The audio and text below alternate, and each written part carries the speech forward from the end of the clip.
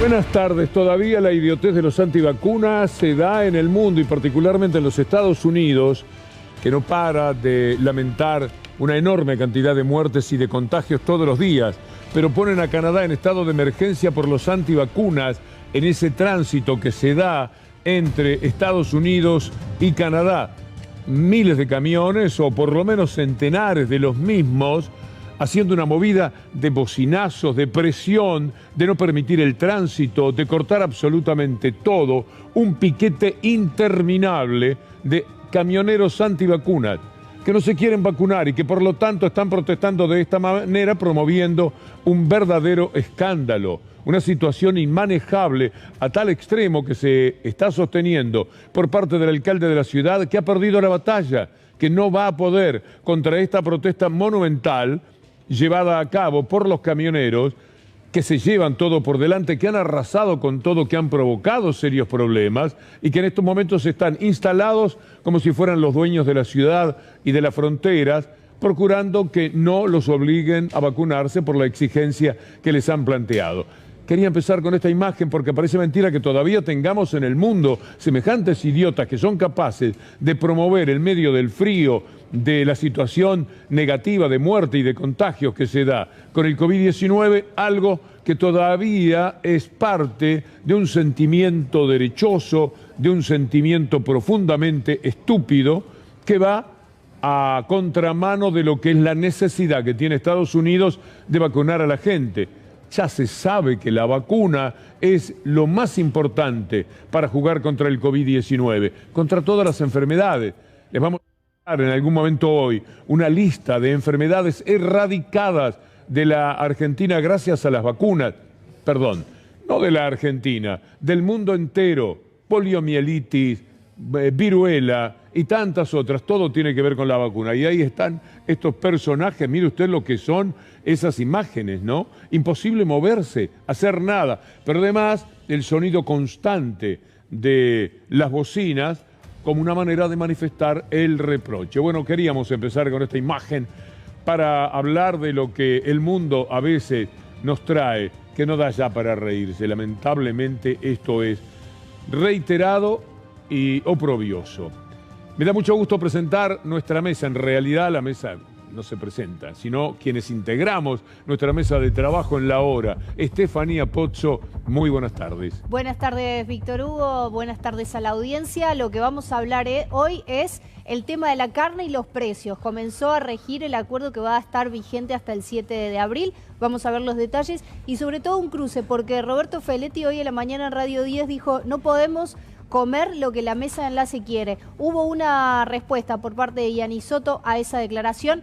Todo esto vamos a repasar hoy en la hora. Mi compañero Stoppelman, que es gran humorista, suele decir que en este momento la gente, para llamar la atención, no va con la llave del Mercedes-Benz dándolo vuelta así en el dedo para que lo vean, sino que va con 1 kilo de carne. Es una buena, es una buena estrategia. Una ostentación tremenda. Lautaro Maislin, muy buenas tardes. ¿Qué tal, Víctor Hugo? Buenas tardes para todos ustedes, para los que están del otro lado. Vamos a arrancar ya con el papelón de Bullrich con el fentanilo.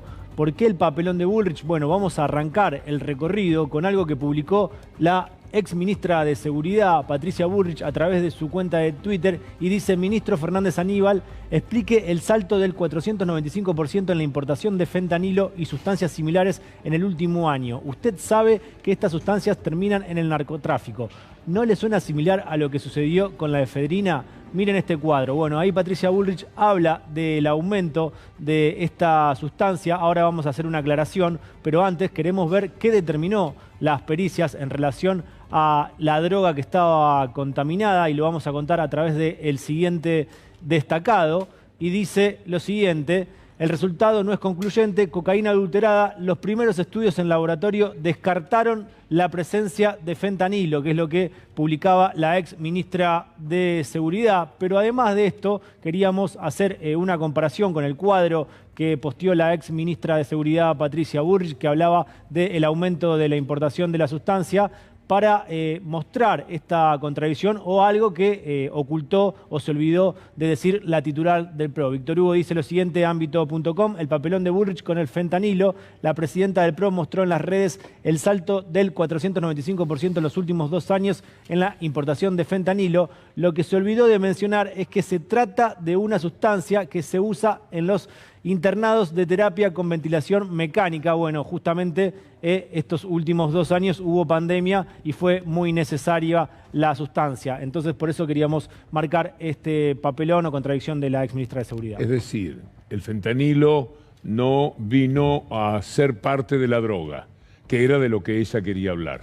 Por supuesto, nuevamente le quería tirar el fardo a Aníbal Fernández. Ni siquiera tuvo en cuenta que Aníbal Fernández hace muy pocos meses que es ministro, mientras que el crecimiento de la llegada del fentanilo fue en 2020 y 2021, cuando Aníbal Fernández no sé si soñaba con que iba a volver a ser ministro. Pero además, ¿por qué llegaba el fentanilo? Porque el fentanilo se utilizaba en lo que acaba de decir Lautaro. Es decir, tiene que ver con el COVID. Aumento del COVID, pandemia, hizo falta fentanilo. Era indispensable tener el fentanilo. Y por eso, lo que era una compra, póngale de 1.000 pesos, se convirtió en una compra de 1.500 pesos, trasladado a dólares y en la dimensión de las compras del fentanilo. Es decir, mintió por todos lados, faltó a la verdad de todas las maneras, comprometió otra vez a una persona inocente, siempre arrastrada, porque la palabra es esa, reptando Patricia Bullrich por vía de la protección de los medios de comunicación que por supuesto no le pasan factura. Esto que usted está escuchando sobre Patricia Bullrich lo dijo Juancito Amorín anoche acá, lo está diciendo Lautaro y lo vamos a sostener nosotros durante la columna. Tenemos un tuit, Víctor Hugo, también del ministro Aníbal Fernández que le respondió a la titular del PRO, vos recién lo mencionabas. La bruta de Patricia Bullrich, acompañada de Arieto y Ocaña, más brutas que ella, baten el parche con el que fentanilo fue autorizado por mí. Mentira, el ingreso del fentanilo lo autoriza la ANMAT, ergo el Ministerio de Salud. Es inútil. El que nace para pito no llega a corneta. Bueno, también otra falta a la verdad de la exministra de Seguridad. Es una barbaridad. Es tremendo.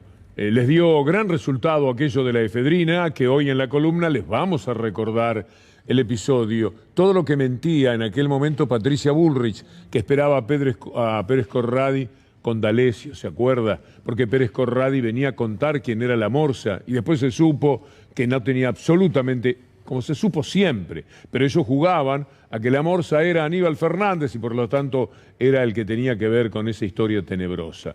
Una barbaridad, es una locura. Lo de Patricia Bullrich ya no tiene límite. Ha convertido en una aceptable persona a Lilita Carrió, porque frente al desenfreno, el desenfado, la locura de Patricia Bullrich, ya todos han mejorado su producción en materia política. Ahora me da mucho gusto presentar al doctor Darío Villarruel. Víctor, hubo mucha información judicial, diría que aparecieron juntos por el cambio, diciendo que está muy bien que el presidente del Consejo de la Magistratura sea el presidente de la Corte, y paralelamente apareció el cuarto juez de la Corte, hoy, Ricardo Lorenzetti, que dijo, muy suelto de cuerpo, que en la Argentina no existe el lawfare. Ate los dos cabos. Juntos por el Cambio quiere a Rosati como presidente del Consejo de la Magistratura. Ricardo Lorenzetti dice que no existe el lawfare. Saque sus conclusiones. Y un tema muy fuerte, no lo va a poder creer. En la causa del cuentapropismo del espionaje, los acusados que están procesados apelaron y dijeron, está bien, estamos procesados, pero nosotros no actuamos por cuenta propia. A nosotros nos dan las órdenes los superiores. Gustavo Arribas y Silvia Magdalani. Si usted quiere, vaya más arriba y sabemos quién está. Araque y Melo son correcto, los que están amenazando evidentemente con contar todo de dónde procedían las órdenes. Vamos a hablar del Consejo de la Magistratura ya mismo y la intención de Juntos por el Cambio de que Rosati presida el Consejo de la Magistratura en el que ellos dominaron, en el que hicieron absolutamente cualquier cosa, ahora para cubrirse. Bueno, a ver, si hay marchas porque la Corte no está actuando bien, es lenta, es perezosa, tiene nada más que 4 miembros, con lo cual no da garantía de seguridad jurídica para nadie, y sabemos de dónde venimos durante el gobierno de Macri. ¿Usted cree que Horacio Rosati, presidente de la Corte, tapado de expedientes, el de Milagro Sala, por ejemplo, uno, el de Domingo Cavallo, otro, los recursos de Cristina Fernández, otros, va a tener tiempo de estar al frente del Consejo de la Magistratura, que es un montón de personas, una caja importante, mucho presupuesto, y ya hay un proyecto que te presentó Alberto Fernández, que se tiene que tratar antes del 16 de abril. Obviamente se dice que no se va a llegar porque Juntos por el Cambio acepta la presidencia del presidente de la Corte y el proyecto del gobierno cree que hay que elegirlo de acuerdo a los 17 integrantes que va a tener de acuerdo a lo que quiere Alberto Fernández. Pero, ¿te parece que escuchemos a Ricardo Lorenzetti en medio de todo este lío, que apareció a dar una nota? Y recordemos que nos había prometido una nota a nosotros hace 2 meses. Ahí quedamos. Hablamos con María Burdín, yo hablé con ella, sí iba a ir el lunes, el viernes, el jueves. No vino. Qué lástima, Ricardo Lorenzetti. Lo seguimos esperando aquí, con hoy un poquito de aire acondicionado, pero lo estamos esperando. Dale.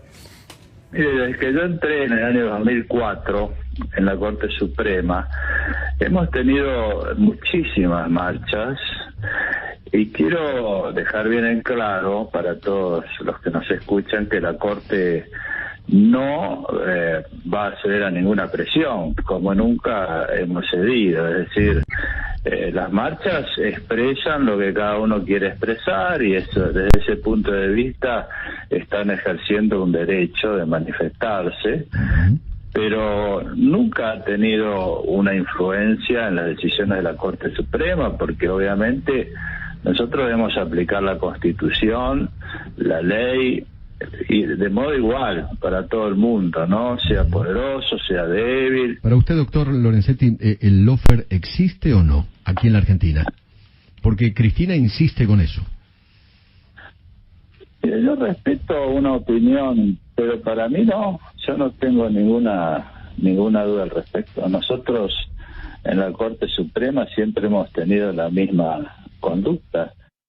Me quita a Lorenzetti el deseo de defenderlo de las acusaciones del Grupo Clarín, de la propia radio donde ahora hizo declaraciones, que lo convirtió en un mafioso de PAMI en Rafaela.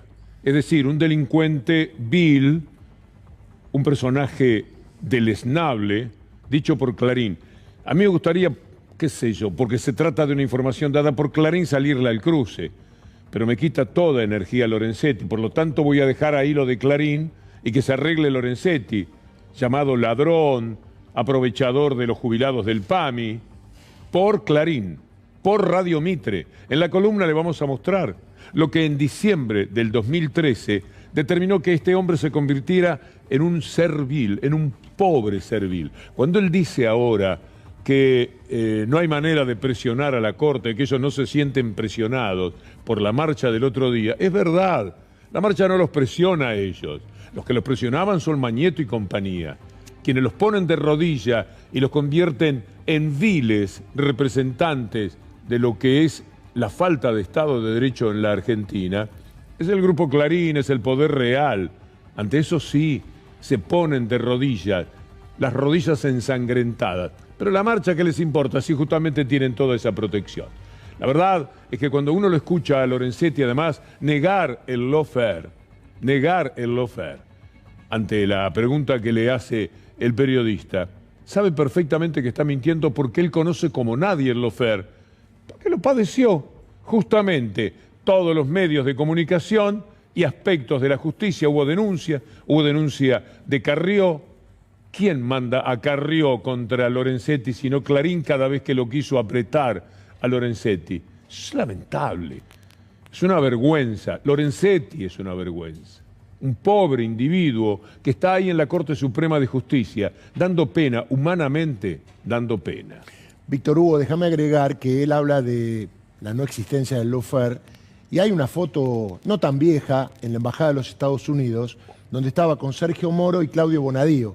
Casualmente 2 jueces, Claudio Bonadío, inventor de la causa de la fotocopia de los cuadernos, de memorándum, de dólar futuro, de cunitas, y por el otro lado Sergio Moro, que ahora está siendo acusado en Brasil por haber armado la causa contra Luna.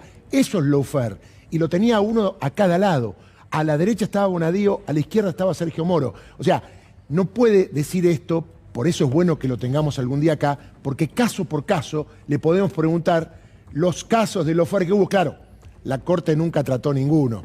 Ese es el problema. Cuando Bullrich dice las cosas que dice, abre el camino para que todos se comporten de esa manera, porque al fin de cuentas, con sus barbaridades, con sus desplantes, con sus problemas de conducir alcoholizada, con sus problemas de recomendar en un estado muy calamitoso que el que tuviera que andar armado, que anduviera armado, con la lengua trabada.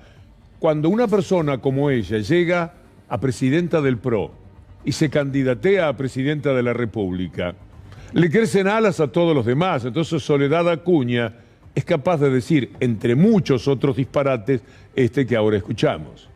Lo que nosotros estamos buscando con esta vuelta a clases es recuperar la normalidad para los chicos que les quitamos hace 2 años, recuperar sus espacios tal como los conocían, y eso significa, por ejemplo, eliminar el concepto de protocolos en la escuela.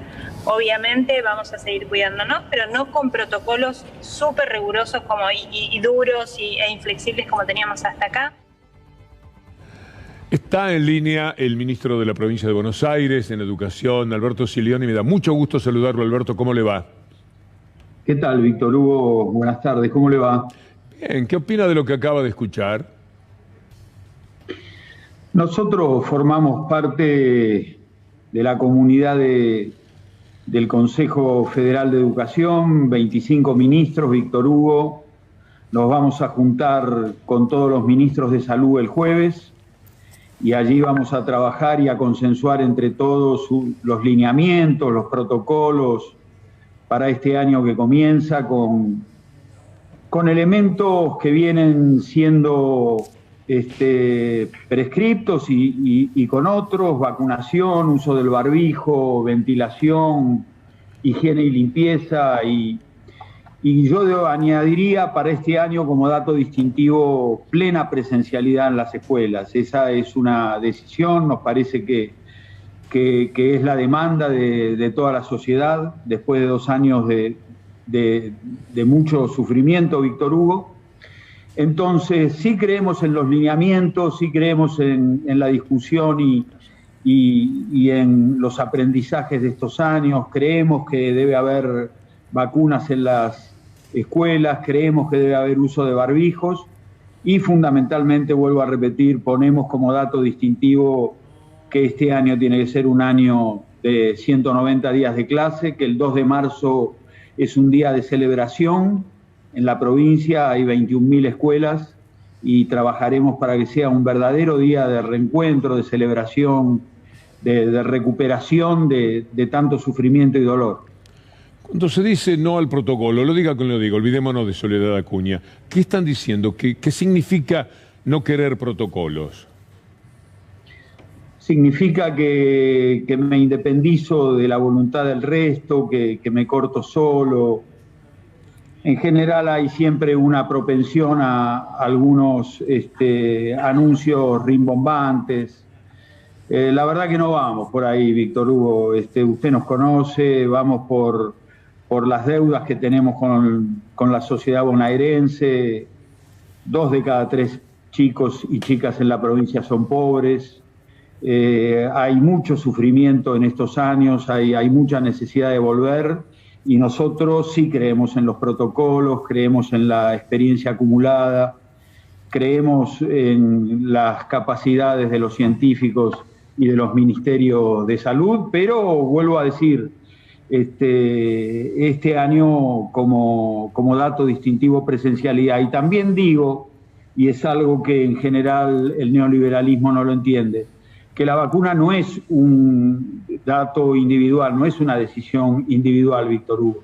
Es una decisión colectiva, es una decisión de la solidaridad, y en eso, como creemos que puede haber algún grupo más duro que se resista, pero que en general creemos que aquellas familias que no han vacunado a sus hijos, sobre todo tenemos un déficit de 3 a 11 años, no lo hacen por una decisión ideológica o científica, lo hacen por desatención, o porque la posta sanitaria está lejos. Entonces lo que tenemos que hacer como Estado es acercar, las escuelas van a estar dispuestas para vacunar, tenemos que alertar, tenemos que concientizar, tenemos que invitar a que se vacunen, porque no es un hecho individual de su hijo, sino que es de la sociedad entera. Ministro Darío Villarroel lo saluda, ¿cómo le va? Un gusto. Así como Darío? Muy suelto de cuerpo, la ciudad siempre estuvo aparte de todo lo que se hacía a nivel nacional, con otras excepciones. Así como se dice basta de protocolo, un día se puede decir basta de vacunas, basta de COVID. Digo, decretarlo por una postura frente a las cámaras y para quedar bien con un núcleo de gente. Digo, es muy peligroso querer cambiar el eje de por donde van todos al solo efecto de ser diferentes. Es peligroso, ¿no? Creo que sí, coincido, pero también ustedes verán, y creo no equivocarme, el jueves, que habrá una reunión de los 25 ministros de salud de la Nación y de los 25 ministros de Educación, el temperamento va a ser otro. Va a ser consenso, va a ser entender y escuchar las voces de todos, va a ser trabajar colectivamente, y eso me parece que es lo que tenemos que destacar. Más allá de esas voces que coincido con usted, son voces de la individualidad, son voces del no me interesa el resto, pero yo creo y apuesto que el grueso de la población, el grueso de la sociedad y la mayoría de los ministros irán para otro lado. En pocas palabras, ministro, ¿van por más escuelas? Vamos por más escuelas, Víctor Hugo, ya hemos inaugurado 54, vamos por 190 más. La gestión del gobernador Kicillof es muy activa en eso. Vamos por más inversión en educación, acabamos de distribuir 3.000 millones de pesos en los consejos escolares. Hay un programa de revinculación de los chicos que se fueron a las escuelas que consta de la incorporación de 30.000 docentes. En la provincia es más inversión, más chicos en la escuela, más logros, más libros, más conectividad, más educación, más tecnología. Cosas que no pasaron en los 4 años que gobernó el neoliberalismo en la provincia. Más bien todo lo contrario. Bueno, muchas gracias, ministro, muy amable. A ustedes, Víctor Hugo, gracias por la comunicación. Estefanía.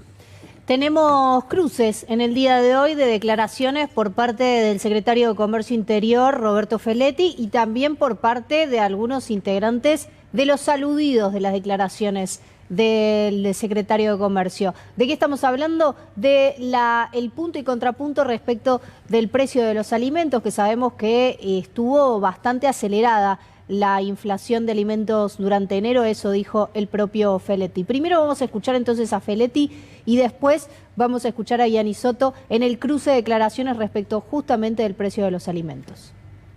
La inflación de góndola es una inflación monopólica, esto que yo te digo, 50 empresas, por eso tiene que haber una regulación. Nosotros cuando ponemos la canasta es para regular, decir, bueno, no, pero tiene que haber una canasta amplia, diversa, que frene un poco este escenario. Ahora, la inflación de productos frescos, leche, carne, trigo, es inflación internacional, y ahí si no hay un desacople del precio interno, vamos a pagar las galletitas. Digo, si no tenés un desacople del trigo, vas a pagar las galletitas al precio internacional. Bueno, ahí está la pelea con los que... y vamos a terminar comiendo lo que quiera la mesa de enlace, eso es lo que no puede pasar. Bueno. Creo que es la forma de poder encauzar este interminable diálogo y de acusaciones, más que diálogo, entre esto que al productor le pagan poco o nos pagan poco y el consumidor paga mucho, cosa que es una realidad. Y pareciera que esto no se va a solucionar nunca, y lo que sucede es que no se atacan las causas que producen esta consecuencia, Antonio. Poniéndole el rol a cada uno y asumiendo cada uno las responsabilidades. Inclusive nosotros los productores tenemos nuestra cuota de responsabilidad que la pensamos asumir. Lo que no admitimos es lo que manifestó Feletti en este audio que lo escuché, no sé si ahora cuando lo hizo usted o lo mencionó, en que el precio que quiera la mesa de enlace, eso es una provocación, eso no construye. Qué cosa, ¿no? Ellos quieren Las ganancias para ellos es la responsabilidad para Feletti. No es un problema de repartir responsabilidades. Ellos quieren solamente la ganancia. En eso está planteada permanentemente la discusión. Se les va mucho la mano. Se les va la mano porque hay millones de argentinos que dependen de personajes como este, que lo único que quiere es amarrocar todo el tiempo. Siempre para ellos. Es como la pala del casino cuando nos cantan cero y se la llevan toda. De esa manera procede esta gente de la mesa de enlace, Estefi. El que respondiera Carlos Giannisotto, que es el presidente de Coninagro, como para poner de referencia justamente quién de la mesa de enlace salió a responder a las declaraciones de Feletti. Hoy arranca el nuevo acuerdo de precios de carne de cortes populares, son 7 cortes, ustedes ya saben, se consigue en grandes supermercados, en algunas carnicerías que tienen vínculo con o que están adheridas, por ejemplo, al consorcio ABC, pero principalmente se van a poder conseguir en grandes supermercados. ¿Cuáles son los precios? Los que vamos a repasar ahora y que ustedes van a ver en pantalla. Paleta, 649 pesos. Asado, tapa de asado, 639 pesos. Nalga, 799 pesos. Falda, 499 pesos. Matambre, 749 pesos. Vacío, lo están viendo allí, 749 pesos. Y asado, tira de asado, 699 pesos. Todos estos cortes se van a poder conseguir hasta el 7 de abril. Van a tener un aumento del 2% después de marzo, entre el 7 de marzo y el 7 de abril, pero a partir de hoy ya se pueden conseguir de lunes a viernes estos cortes en los grandes supermercados. Una de las maneras que el gobierno encontró a través del acuerdo de precios de hacerle frente justamente a la inflación de alimentos. El lago Escondido, en la provincia de Río Negro. El lago Escondido es un lago que normalmente los chicos tenían en sus mapas, pero que ahora lo tiene solamente Lewis, un tal Lewis, aquel al que defiende apasionadamente Mauricio Macri. Esta maravilla de la naturaleza, este paraíso de los argentinos, pero Lewis lo hizo propio y no quiere ni que vayan a mirarlo. Entonces cerró todos los caminos. Todos los años hay gente que se moviliza y ahora con el respaldo de decisiones judiciales. Y van allí hasta el lago como una demostración más del espíritu de soberanía que cualquier buen argentino naturalmente tiene que expresar. Todo esto, allí está la casa y ahí está el lago, para que ustedes imaginen de qué se adueñó este hombre. 13.000 hectáreas que rodean el lago, por lo tanto es privado, dice él, y acá no puede pasar nadie. Hay gente que lucha con un sentido soberano y van todos los años. Ahora el viernes estaban unas 20 y pico de personas que querían llegar hasta el lago y les salieron el cruce a caballo, con armas, a pararlos varios representantes del dueño de la comarca, del señor feudal del lago Escondido, el tal Lewis, John Lewis. Y los detuvieron y no pudieron hacer absolutamente nada. Y hay en estos momentos una situación confusa. Puede ser que haya que esté detenido, por ejemplo, Jorge Rashid, un hombre tan conocido, un asesor importante que ha tenido una actividad tan enjundiosa en los tiempos del COVID. Está su hijo acompañándonos ahora, Leandro Rashid, bienvenido. Bueno, muchas gracias, Víctor Hugo. ¿Qué sabes de tu papá? Mira, acaban de mandar un mensajito hace 2 minutos que pudieron comunicarse con el grupo y se encuentran todos en buen estado, están bien. Es la única información que me acaba de llegar. Hasta hace 5 minutos les hubiera dicho que no sé nada desde ayer, no sabíamos nada, casi 24 horas, sin saber absolutamente nada de mi papá y de todo el grupo de compañeros. ¿Qué fue lo que le tocó vivir? Bueno, un poco lo relatabas vos recién, esta situación donde uno quiere acceder al lago Escondido, uno quiere ir pacíficamente a manifestarse, a reclamar por la soberanía de nuestro país y que irrumpan 50 sicarios de Lewis, yo le digo así, para mí son sicarios armados, y les digan que se tienen que ir, lisa y llanamente. Además no es un dato menor que no estaban en propiedad privada de Lewis, estaban fuera de la propiedad de Lewis, y así todo, esta persona no solo se apropia de los lagos, de los caminos, de las montañas, de nuestros recursos, sino que además dicta sus propias leyes. Entonces me parece que es una situación angustiante, una situación difícil y hay que tomar cartas en el asunto. Cuando decimos que estuvo detenido tu papá, Jorge Rashid, ¿A qué nos referimos? Nos referimos a que ese grupo de sicarios no lo dejaban ni avanzar ni moverse. Ni avanzar ni moverse. Estaban retenidos por las fuerzas parapoliciales de John Lewis.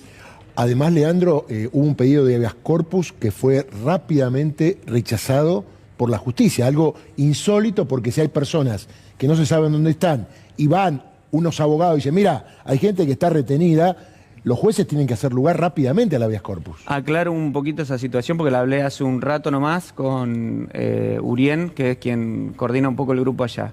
Lo que sucedió es que había 2 grupos en simultáneo. Ese habeas corpus fue para uno, que se rechazó enseguida. El otro, antes de las 19, el juez Juan Pablo Lorences tiene que fallar. Hoy tuvieron una reunión esta tarde donde con toda la información, con todas las cartas sobre la mesa, le dijeron que no podía demorar tanto porque hay vidas en riesgo. Así todo, se toma su tiempo, creo yo, que para llamarlo a Lewis y preguntarle qué tiene que hacer. ¿Hasta dónde llegaron? Pasaron el primer lago. La información que tenemos es que llegaron hasta el lago Soberanía. Hasta ese lago. No pudieron avanzar más. Recordemos que esto es una marcha pacífica, entonces de ninguna manera se va a forzar ninguna situación. Pero es simbólica también. Para Lewis Sí. lo que le molesta es el simbolismo que tiene. Sí, totalmente. Digo, hay una cuestión no solo de frenar a este grupo de compatriotas que están yendo a reclamar la soberanía simbólicamente, sino también hay una cuestión de cuidar todo lo que hacen esas miles de hectáreas que uno no sabe lo que es. Es increíble estar en nuestra propia patria y no poder saber qué pasa ahí adentro cuando sabemos que esas tierras fueron compradas ilegalmente. ¿Cómo se enteraron ustedes de la situación, de que estaban detenidos y en qué situación están ahora y cómo pasaron todo este tiempo? Mirá, la situación de la información fue muy difícil porque estaban prácticamente incomunicados. Hay una teoría que este señor Lewis tiene la tecnología suficiente para bloquear las señales. Ellos tenían, el grupo de mi papá y los más de 20 compañeros y compañeras, un teléfono satelital que de repente dejó de funcionar. Entonces lo que nos enteramos ayer es que había sucedido esta situación y no se supo más nada hasta hace 2 minutos que me avisaron.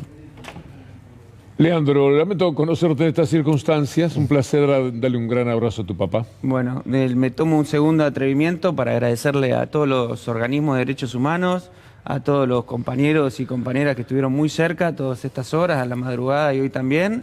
Y no dejemos de reclamar la soberanía, no dejemos de que nuestro pueblo pelee por esa patria liberada, porque si no vamos a ser un pueblo sin destino y una nación digamos, sin destino no existe. Así que peleemos por nuestra soberanía. Muchas gracias. Víctor Hugo, déjame agregar algo que es importante, porque tiene que ver con esto. Habló de una estafa por la compra de esas tierras.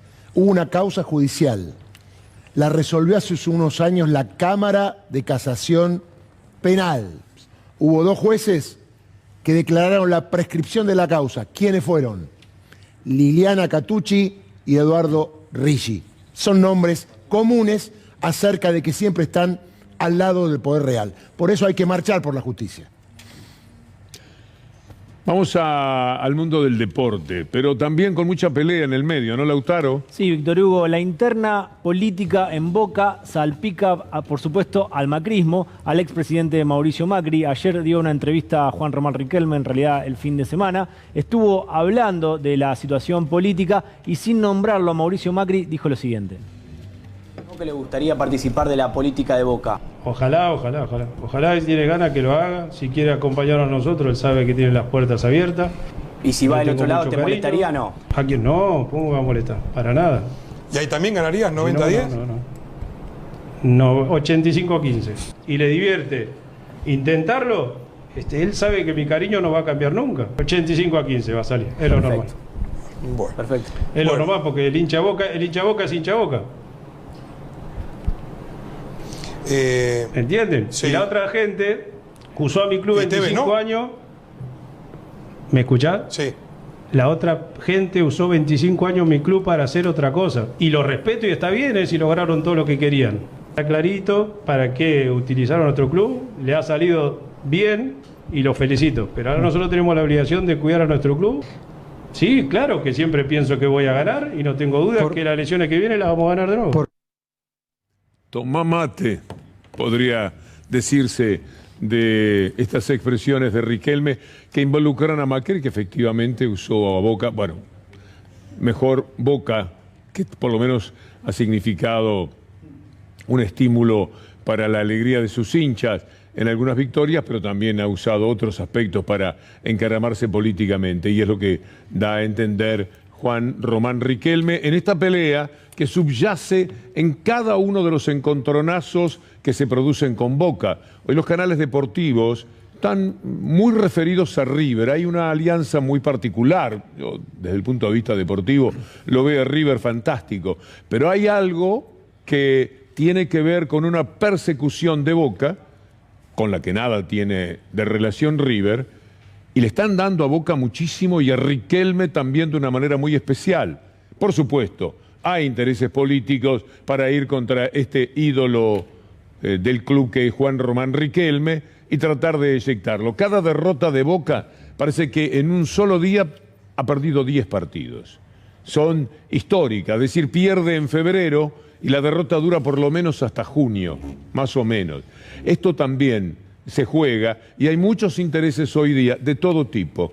El periodismo deportivo está atravesando, bueno, no sé si alguna vez no la atravesó, una etapa bastante complicada. Está muy claro para qué utilizaron a Boca y les salió bien, es lo que decía Juan Román Riquelme. Obviamente está haciendo alusión a lo que sucedió con el expresidente de Boca, Mauricio Macri, que saltó a la política, fue diputado, jefe de gobierno porteño y después presidente de la Nación. Queremos saber qué está haciendo Mauricio Macri, dónde está Mauricio Macri, qué piensa Mauricio Macri. Bueno, Miguel Pichetto nos lo cuenta. Una buena relación con Mauricio Macri. Creo que hoy está, digamos, en un momento realmente muy importante de comprensión de los problemas que tiene la Argentina. Creo que está muy bien Macri y que también la derrota le permitió valorar y comprender que en la derrota te quedas solo, que hay muchos que se borran, que se desaparecen, que te critican. Siempre la derrota en política es un aprendizaje muy duro, pero a veces conveniente. Pero es muy bueno lo que dice al principio, cuando señala que Macri está con un altísimo grado de comprensión de lo que está sucediendo en la política. Lo disimula bastante bien. Estamos hablando de un hombre que sigue hablando cualquier disparate, lo que venga, después del desastre que le ha provocado a la Argentina y que está siendo el padre maldito de todo lo que ahora son las negociaciones, las discusiones, la búsqueda de dinero para afrontar el tema del Fondo Monetario Internacional y todo lo demás. Decir que Macri está con un alto grado de comprensión de la actualidad política es un Pichetto legítimo. Se puede decir que el presidente está en control. ¿Se acordaba Víctor Hugo cuando después de perder las PASO en una conferencia de prensa, Pichetto dijo, el presidente está en control? ¿Quién dijo eso? Pichetto. Siempre Pichetto. ¿Por qué dicen que es un adulón entonces directamente? Sí, es adulón. Alcahuete, va. Adulón. Sí. Quedó claro. Tenemos una queja de una senadora macrista, Víctor Hugo, que no abrían los cajeros automáticos. Lo manifestó, lo vamos a contar a través del siguiente destacado para tratar de entender qué es lo que pasó. Una senadora macrista se quejó de que no abrían los cajeros automáticos. Pasaba la tarjeta al revés. Se trata de la legisladora por la provincia de Chubut, Edith Terrenzi. En su cuenta de Twitter denunció que en el pueblo rural Ricardo Rojas no funcionaban los cajeros automáticos, aunque en la grabación que ella misma subió se observa cómo ubicaba la banda magnética del lado contrario de la ranura. Tenemos el video, Víctor Hugo. A ver.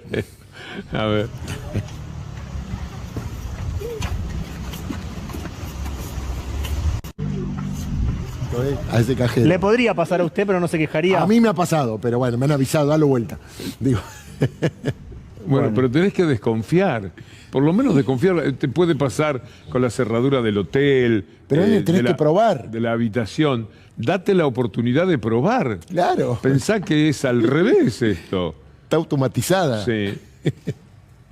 Pero ¿qué pasa? Y esto es una repetición, ¿verdad? Lo debe haber hecho 6 o 7 veces nada más. Y ahí lo hace unas veces y después queda el video lupeado, se reitera, pero lo hizo varias veces. ¿Ella protestó por esto? Sí, desde su cuenta de Twitter, por eso fue noticia, porque protestó con el video justamente Víctor Hugo, que era la prueba de que no estaba sucediendo lo que ella denunciaba. O sea, se grabó ella. Alguien la grabó para hacer la denuncia en Twitter. No me hagas esto, no.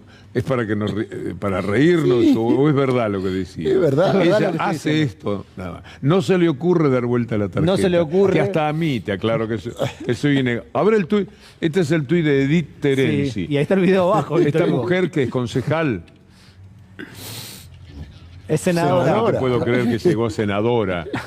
Desde hace varias semanas, en Ricardo Rojas el cajero automático no funciona. Hoy es muy bueno.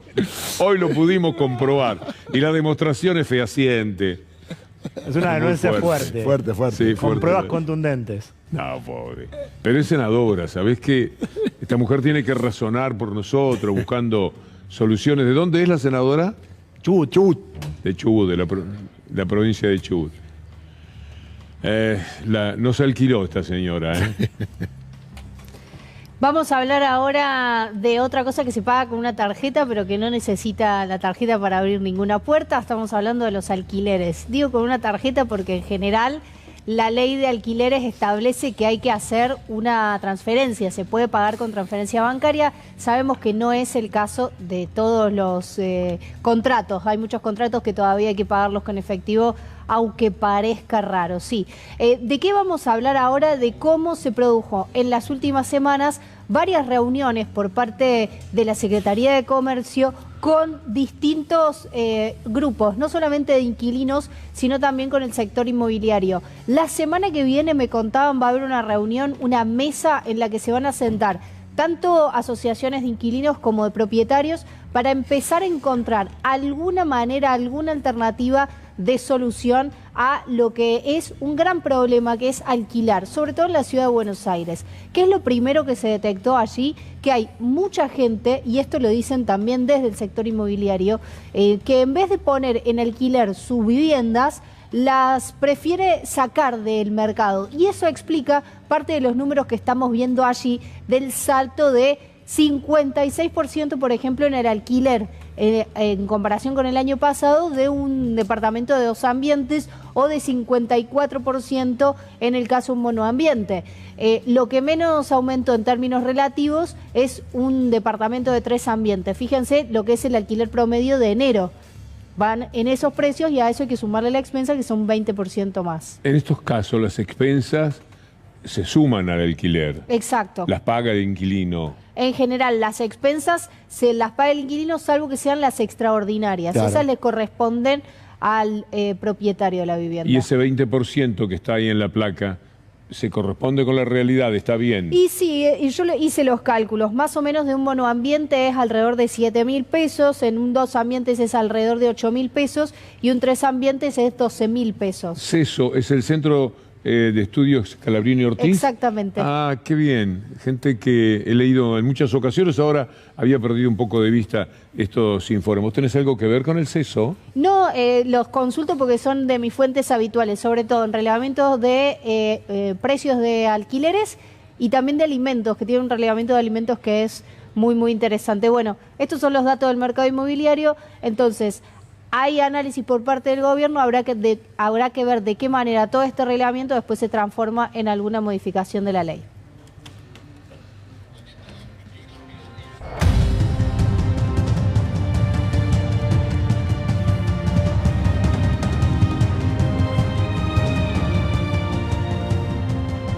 Bueno, es muy buena la presentación, ¿eh? Los creativos del canal están inspiradísimos. Nosotros tenemos algunas presentaciones también para la columna, para separar los temas, para no ir de una cosa a la otra simplemente dando la cara a cámara. Pero de este tema, del permiso para espiar, se ocupa el doctor Villarruel. Algo insólito está pasando con esta causa, porque usted sabe que hubo un fallo a fin de diciembre de la Sala 1 de la Cámara Federal, Mariano Llorens, Pablo Bertuzzi, que sacaron a muchos que estaban procesados, como Gustavo Arribas y Silvia Magdalani, del tema de quedar en esa situación como miembro de una asociación ilícita.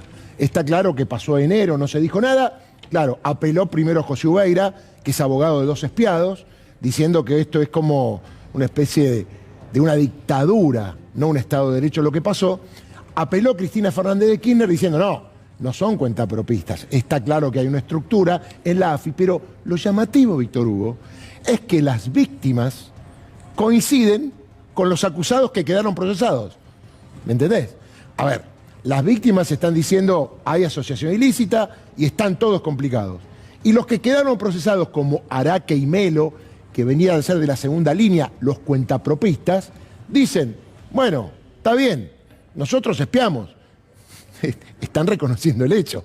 Pero ojo, no los hacíamos por nuestra cuenta. Hay una estructura en la AFI donde arriba de nosotros ya está Silvia Magdalani, Gustavo Arribas. Pero es que es un cuento inadmisible.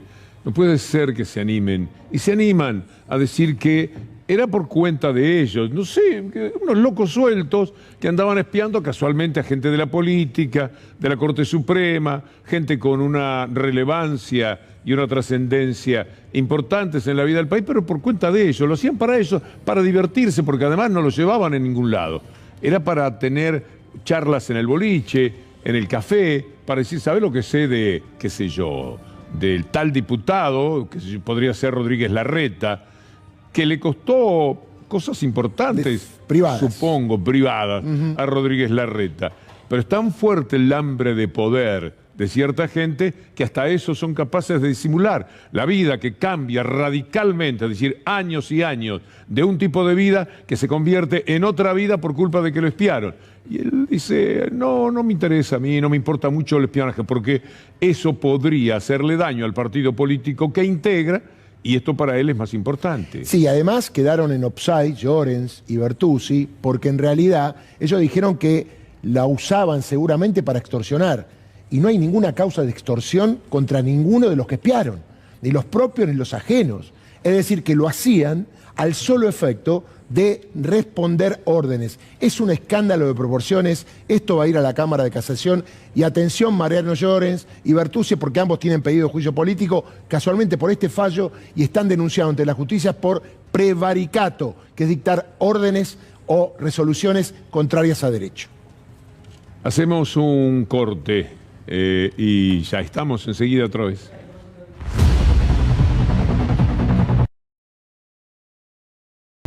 ¿Qué vamos a hacer? Otra vez es tiempo de hablar del Fondo Monetario Internacional. Declaraciones importantes, se van conociendo un poco las tendencias de lo que podría ser la votación.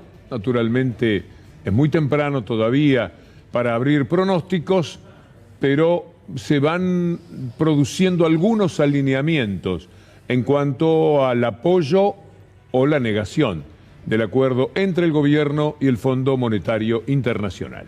Así es, siguen las repercusiones y los análisis. Habló el gobernador de la provincia de Buenos Aires, Axel Kicillof, y dijo que hay que seguir dándole vuelta al acuerdo. No hay que dejar de hacer es dejar en claro que la responsabilidad sobre esta situación es plenamente del gobierno de Macri y del propio Fondo Monetario Internacional. Fue un crédito extraordinario, un monto extraordinario, otorgado de una manera extraordinaria no por lo bueno, sino por lo raro, y no se puede resolver con las normas normales del Fondo Monetario. Así que creo que ahí hay que seguir dándole vueltas al tema. Néstor Kirchner había logrado romper ese vínculo de prácticamente auditoría sobre la economía argentina. En una reunión de la coalición cívica, Elisa Carrió se manifestó a favor de acompañar el acuerdo en el Congreso y esto dijo en declaraciones radiales. Yo creo que hay una responsabilidad histórica ineludible. No acordar con el fondo, después se verán las condiciones, es decir, vamos a ver cuáles son las condiciones. Lo que no se puede hacer por responsabilidad histórica, y yo estaría en el Parlamento, es no acordar con el Fondo Monetario Internacional. Porque esto significaría un dólar a 350, una imposibilidad de la industria y de mantener los trabajos. Efectivamente, los números muestran, es el aislamiento total del mundo y la carencia en absoluto de dólares. Tenemos con la conjugación de los verbos a veces, Si yo estaría... hay un drama con el estuviese estuviera o estuviese. Claro. Sería, ¿no? Pluscuamperfecto se llama. Un drama. A mí me gustaría verla, no por esto, por lo que he mencionado otra vez a Carrió, sino porque ella dice que hay que votarlo, pero después veremos en qué condiciones. Es muy extraño que alguien pueda expresarse de esa manera. Uno puede tener la mejor onda, pero ya decir hay que votarlo por responsabilidad histórica, ahora no sé qué tiene y después vemos, me parece una cosa rarísima. Está bien, ojalá, porque parecería que es salir de un problema, pero qué irresponsabilidad para todo, qué suelto de cuerpo se puede decir algo como lo que vale la pena que escuchemos otra vez de Carrió. Mira, yo creo que hay una responsabilidad histórica ineludible. No acordar con el fondo, después se verán las condiciones, es decir, vamos a ver cuáles son las condiciones. Lo que no se puede hacer por responsabilidad histórica, y yo estaría en el Parlamento, es no acordar con el Fondo Monetario Internacional. Porque esto significaría un dólar a 350, una imposibilidad de la industria y de mantener los trabajos. Efectivamente, los números muestran es el aislamiento total del mundo y la carencia en absoluto de dólares. El conocimiento que se tenga realmente de cuáles son los aspectos más salientes, lo más importante, de lo que dice la llamada letra chica del acuerdo, será decisivo para fundamentar los votos, para explicar esos votos. Es interesante de todas maneras para el gobierno pensar que da la sensación va a haber acuerdo para votar el acuerdo. Y uno hace un acto de fe, piensa que ya definido que default era muy inconveniente, según esos puntos de vista para el país, muy conveniente para el espíritu con el que muchas veces se afronta todo esto, en función de un sentido de soberanía, etcétera. El fondo es despreciable, el fondo es una banda de delincuentes que otra vez se hace cargo del país. Ahí están reuniéndose con Tetaz, metidos en la redacción de Clarín para contar todo lo que a ellos les conviene para que Clarín lo ponga. Es una banda muy fea, de un proceder, tanta rabia que otra vez Macri los haya traído. Pero al mismo tiempo, ese poder que tienen determina que otra Argentina, la del default, por ahí no duraba un noticiero, como dice alguien muy ilustrado, José Luis Lanao, ex jugador de fútbol, pero un pensador extraordinario, que vive en Logroño, en España, y que escribe unas notas maravillosas en Página 12. Y él piensa de esa forma, no se dura un noticiero, se puede aguantar con el default. Bueno, es un punto de vista que en principio trata de entender por qué uno quisiera que el acuerdo, ya que estamos en eso, prospere. Es muy probable que muchos razonen de esta manera. Y después habrá que hacer un acto de fe de que efectivamente el gobierno no cede nada, que el gobierno no se va a dejar pasar por encima todo el tiempo por el Fondo Monetario Internacional y que el gobierno va a conseguir crecer, que es la única manera de salir de este entuerto.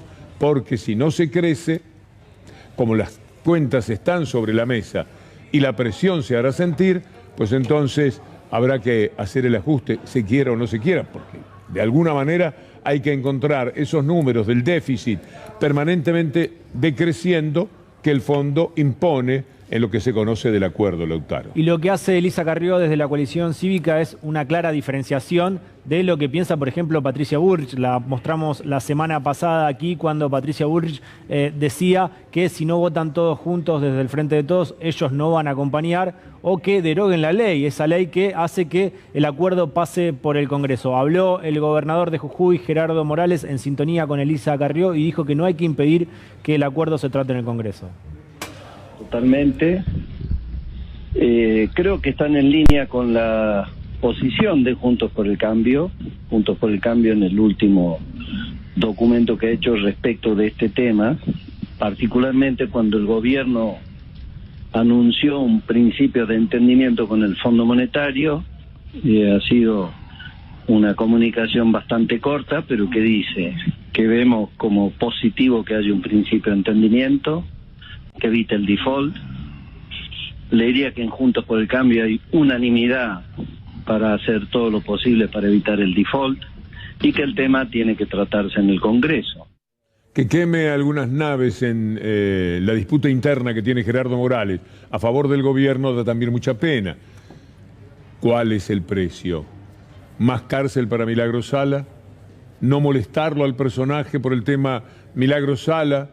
¿Erigirlo en alguien interesante desde el punto de vista político cuando es apenas un carcelero que puso un laboratorio de cárcel y de opresión en la provincia de Jujuy en contra de Milagro Sala?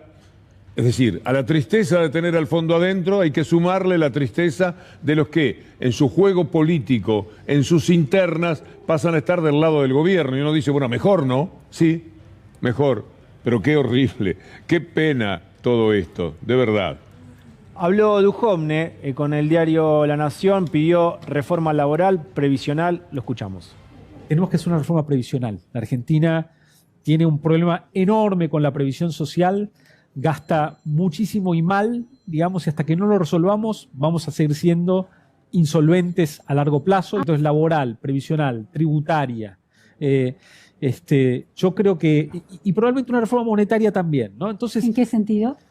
Bueno, creo que es tiempo también de que nos preguntemos si no tenemos que ponernos algunas reglas un poco más estrictas en lo monetario, de manera de bajar la inflación, ¿no? La pregunta es si no tenemos que pensar en alguna regla de largo plazo para, por ejemplo, vincular la moneda a una canasta de monedas. La Argentina le fue muy bien entre 1890 y 1914 con el patrón oro.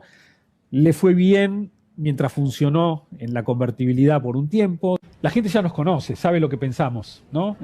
Nuestra visión acerca de el respeto a los contratos, honrar las deudas, dar certidumbre.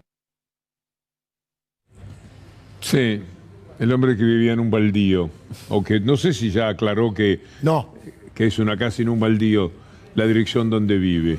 Con esa cara de Duhovne que usaba muy bien en televisión, le quedaba fenómeno en televisión, movía el whisky y charlaba con el colega, y lo cruzó, Manieto lo llevó de un brazo al Ministerio de Economía, lo cruzó como quien lleva a un chico al colegio, y se convirtió en ministro de Economía. Es decir, muchas de las cosas terribles que nos han pasado también las resolvía el personaje. No sabe lo que está diciendo, habría que hablar, dicen ellos, habría que ver si no sería conveniente. ¿Y qué quiere decir?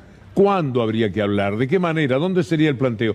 Hablan por hablar, pero además, a veces me pregunto, ¿la gente sabe, entiende lo que están diciendo estos personajes? Usted es jubilado, jubilada. ¿Usted entiende que este señor está diciendo que el país gasta muchísimo y mal en usted, en los jubilados? ¿Que está mal que usted, que tiene una vida de trabajo, esté jubilada? Y usted sabe perfectamente lo que ganan los jubilados. Y ese es el drama del país. Esto es lo que hay que corregir de cualquier manera. Esa es la reforma previsional que él dice que habría que hacer. Ahora, cuando esta gente dice esto, ¿se están avivando del otro lado? ¿Estamos reaccionando como corresponde? Le estamos diciendo, pará, sopenco. ¿Qué es lo que estás diciendo? ¿Me querés quitar a mí el pequeño y modesto sostén que siempre nos toca a los jubilados? ¿Contra qué vas?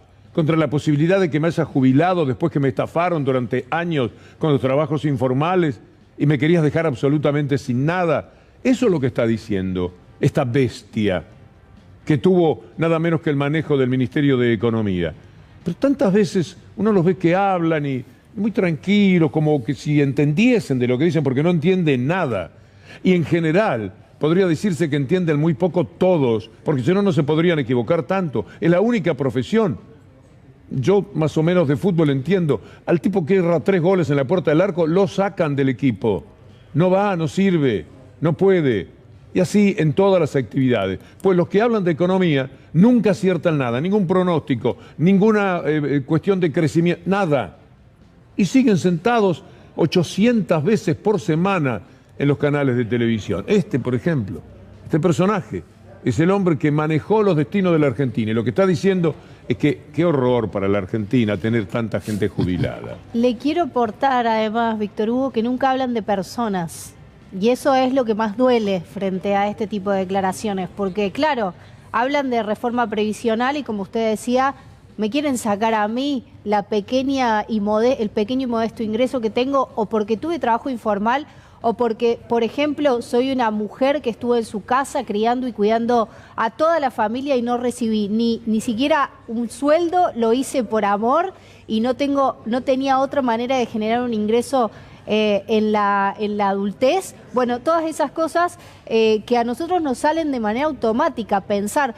¿Por qué en la reforma previsional no se habla de personas? ¿Por qué en la reforma laboral no se habla de creación de puestos de trabajo? Eso es lo que hay que hablar, de gente, no de números. Y Steffi habla de una reforma monetaria también. Es curioso que corre al Canasta Fondo Monetario de monedas, dice. por derecha. Quería preguntarte, ¿está defendiendo o pidiendo convertibilidad? Exactamente eso dice. De hecho, vos sabés que en la convertibilidad, en el 2001, el exministro en ese momento, Domingo Felipe Cavallo, avanza en la definición de una convertibilidad ampliada. Eso generó muchísimo rechazo por parte de todos lados. Yo estuve este año repasando la historia de 2001 y la verdad es que en su momento generó mucha rispidez y ya sabemos a dónde termina la convertibilidad. No hace falta que a nadie le relate absolutamente nada de ese final trágico, ¿no? Sí, sigue siendo interesante que busquen una película que se llama Inside Job.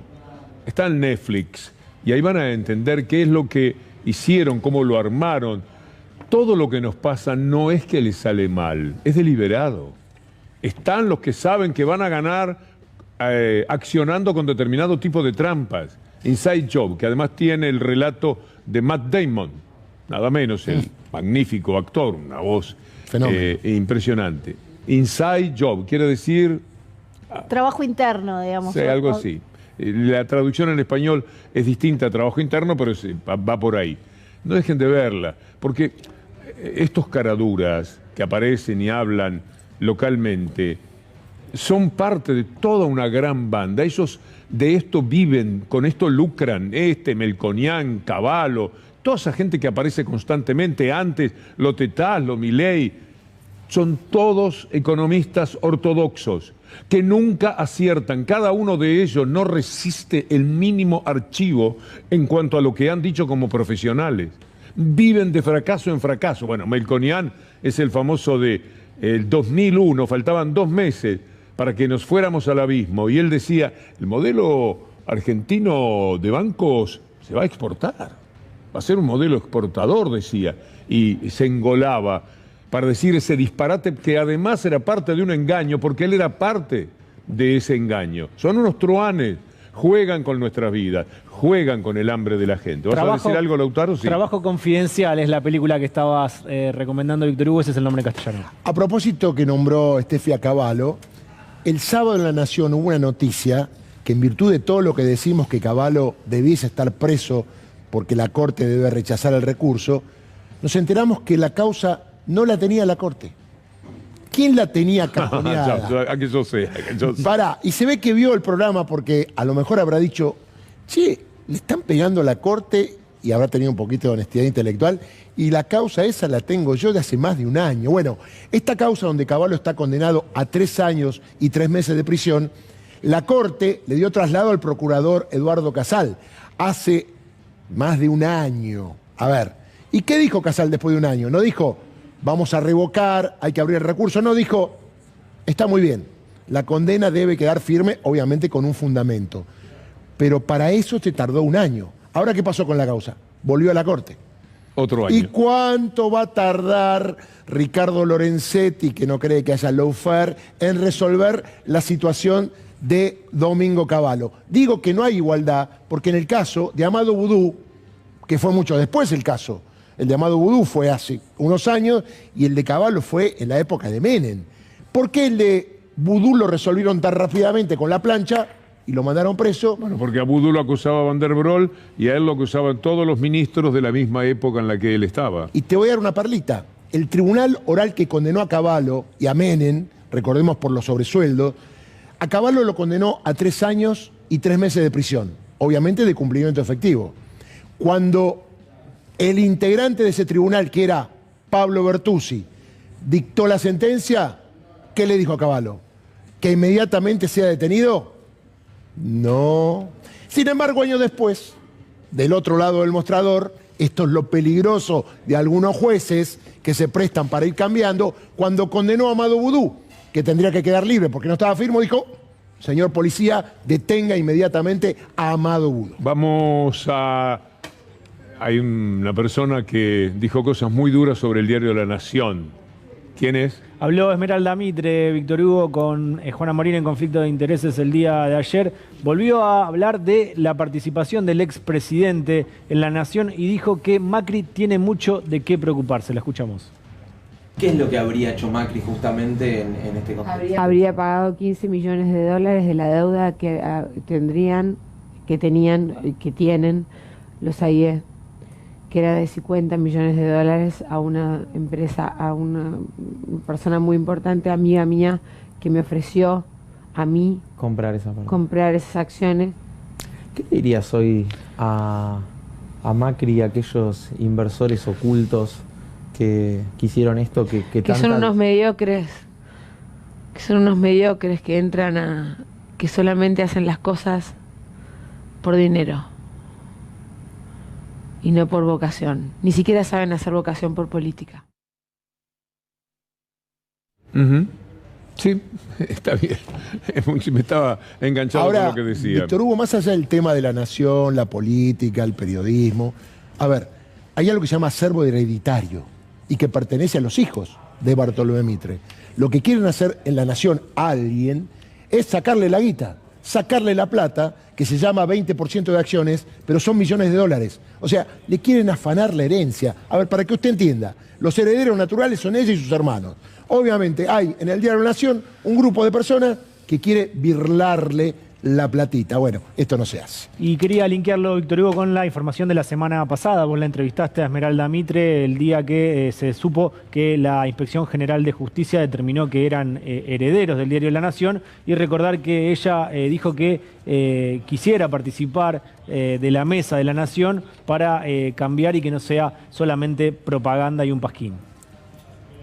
Tenemos información sobre el dólar ahora y la soja, que bueno, en la Argentina están bastante unidos. En el caso del dólar no hubo variación del precio del dólar informal, 214 pesos es la última cotización, igual que la del viernes pasado. Hoy el Banco Central compró 50 millones de dólares porque hubo una mayor cantidad de oferta. Por supuesto que esto es una buena noticia. Febrero suele ser un mes difícil en términos de reservas. Me lo comentaba el propio Miguel Pérez en una entrevista que si compran ahora y aguantan así hasta abril, que llega la cosecha, fin de marzo. Entra plata y exacto. En marzo, abril, ¿no? La cosecha gruesa es entre marzo, abril, ahí empieza a descomprimirse un poco la presión sobre las reservas. Todo indica que si se llega a un acuerdo con el Fondo Monetario Internacional, marzo en teoría debe ser un mes más tranquilo. Por supuesto que si no hay acuerdo con el Fondo Monetario, la situación va a ser difícil. Hablando de la soja, y hay un chiste que dice, se lo voy a hacer, Víctor Hugo, que la soja es peronista, porque siempre los ciclos de alta cotización coinciden con los gobiernos peronistas. Es que le viene muy bien a los gobiernos peronistas porque con esa alta cotización tienen que pagar las deudas que dejaron los neoliberales. Es como una regla.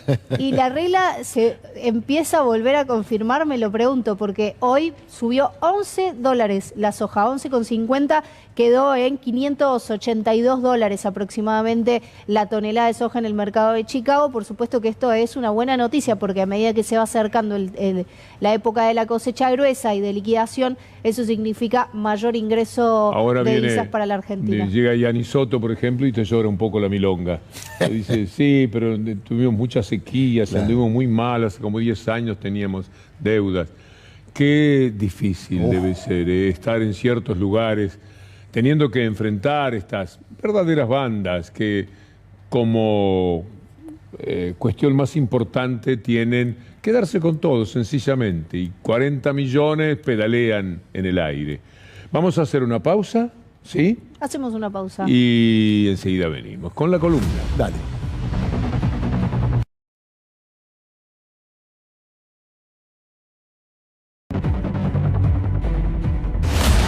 No seamos, dentro de lo posible, cobardes e indiferentes espectadores. Este es el título de una nota internacional escrita por Jorge McFood, un notable periodista, sociólogo, profesor en la Universidad de Jacksonville, de origen uruguayo, y tiene un libro formidable que se llama La frontera salvaje, que todavía no fue publicado aquí, pero es de lo mejor que puede uno leer para entender el mundo. Pero él publicó una nota con ese título y me llamó mucho la atención. Vamos a ver qué es lo que dice él para entender lo que está señalando. El video que muestra, y lo vamos a mostrar ahora, una estudiante golpeando sin cesar a una compañera de clase hasta dejarla noqueada ante la pasividad de sus compañeros, sobre todo de aquellos que, como los varones, tienen algún recurso físico para detener esa aberración, es solo una muestra y configura una metáfora de la sociedad actual, dice Jorge Mahfoud. Ahora, ¿a qué se está refiriendo? Esto es lo que lo impactó. Esto que ponemos en pantalla ya mismo y que marca algo que es una atrocidad, pero miren ustedes la tranquilidad de prácticamente todas las personas que miran, asisten a esta cruel golpiza de 35 golpes en la cabeza a una chica, aplicados por otra chica. Todo el mundo simplemente mira. Había una persona que un poquito le decía, pará un poco, es una barbaridad posiblemente lo que estás haciendo. Esto ocurrió en el estado de Nevada, en los Estados Unidos. Hay un nivel también de violencia muy, pero muy alto. Este es el mundo, este tipo de violencia y esa indiferencia. También la indiferencia que el mundo va teniendo frente a una persona. Bueno, no tenían por qué saber quién es René Roberts, un gran fotógrafo suizo, fotógrafo internacional conocido, que murió congelado en las calles de París y nadie se fijó en él. Directamente fue muriendo poco a poco en una hipotermia interminable, en una agonía atroz, y murió. Veamos la información, porque somos espectadores normalmente de este tipo de cosas. Paramos, no nos queremos meter. Asesinado por la indiferencia, decía Michel Monponté, un amigo de él, también un hombre muy conocido, sobre alguien que murió solo en una calle muy concurrida de París, sin que nadie se detuviera a socorrerlo. Y lo que este trágico y repugnante final de vida nos enseña sobre nosotros mismos, dice. Veamos, este es el fotógrafo en cuestión. Este es el hombre que muere de esa manera y esta es la forma de encontrarlo cuando ya nada, absolutamente nada, se podía hacer. Entonces, muchas veces terminamos funcionando como cobardes e indiferentes espectadores de la vida. Y también a veces tenemos cobardía frente a actuantes de esta naturaleza. Volvió el King Kong rojo, volvió la bestia, volvió Trump y volverá peor todavía. Yo no lo digo como una cábala.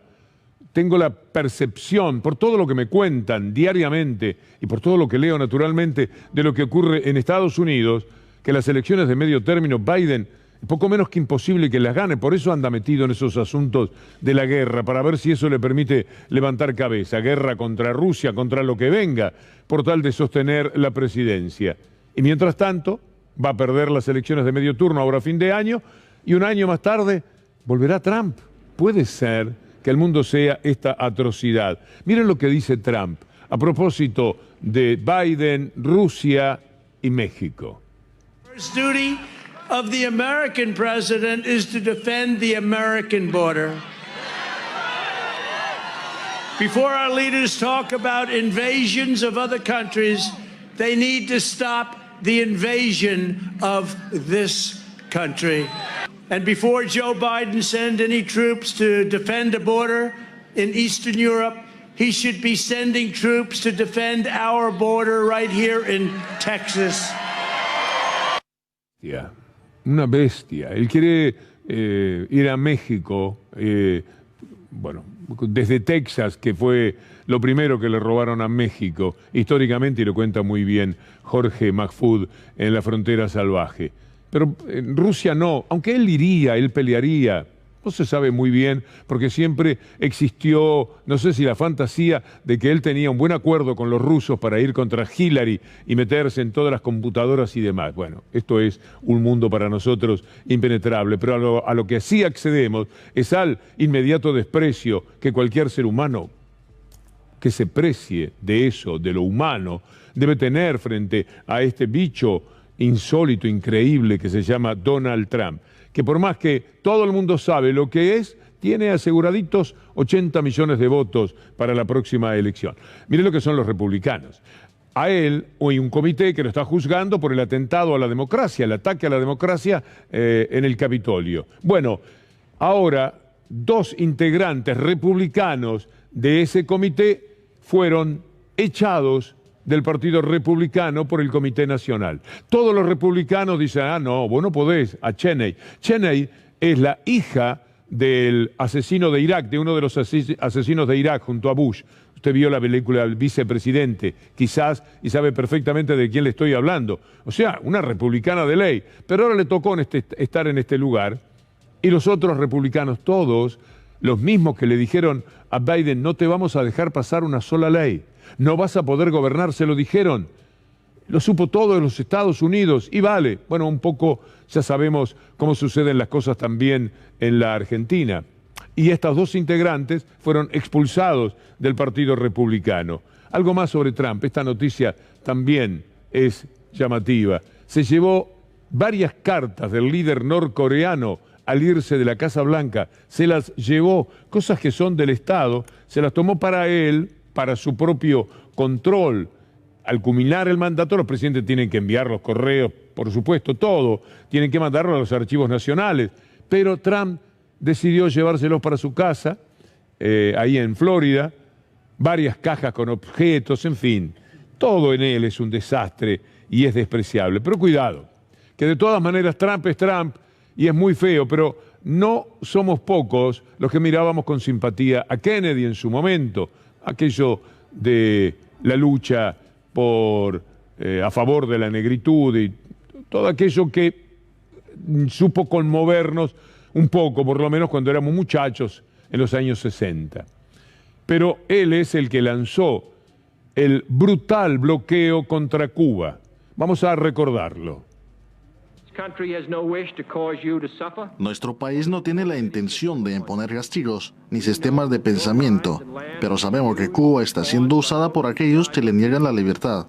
Cuando Cuba sea libre de la dominación extranjera, tenga libertad de escoger a sus líderes, tenga libertad de escoger su propio sistema, tierra, religión, expresión y pensamiento, entonces, solo en entonces, Cuba será bienvenida en la sociedad de naciones libres.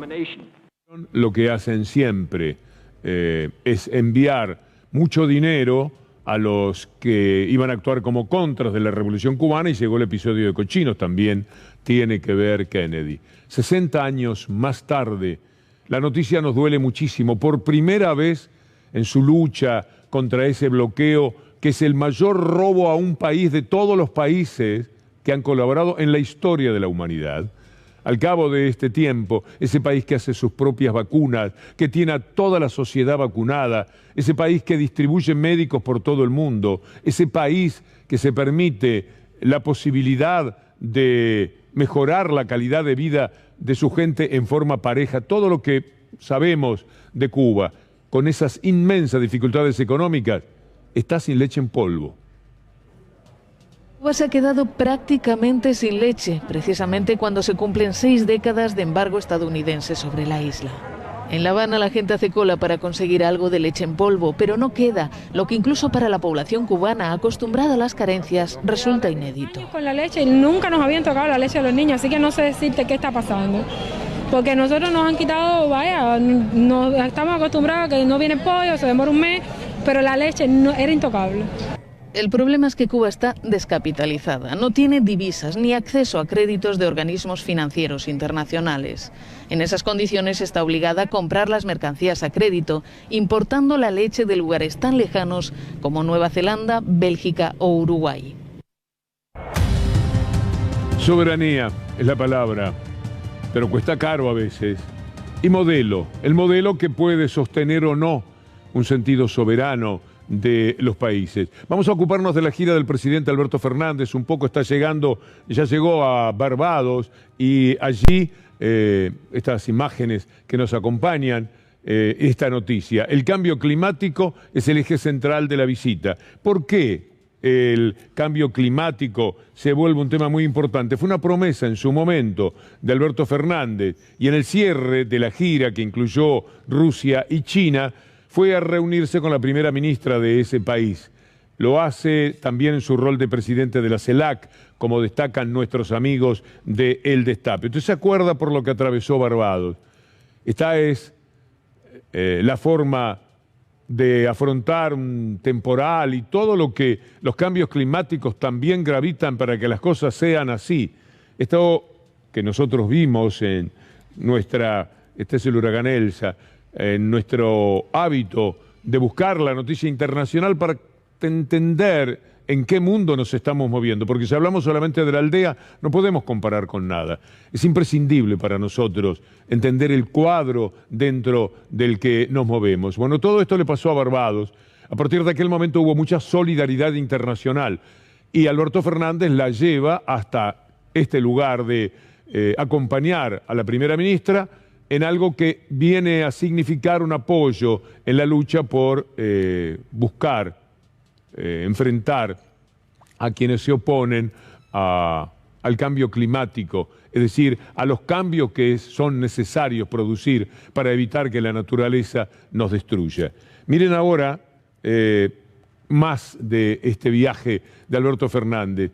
El tema de la ruta de la seda, cómo son las cosas, ¿no? La seda que en sus viajes motivó hasta que nos descubrieran, ahora retorna. Seda, que además es el nombre de una de las mejores novelas de los últimos 20 años en el mundo entero, escrita por Alessandro Barico, que ahora está con leucemia luchando por su vida, un escritor italiano turinés maravilloso. Bueno, todo esto de el camino de la seda impone también un criterio de soberanía.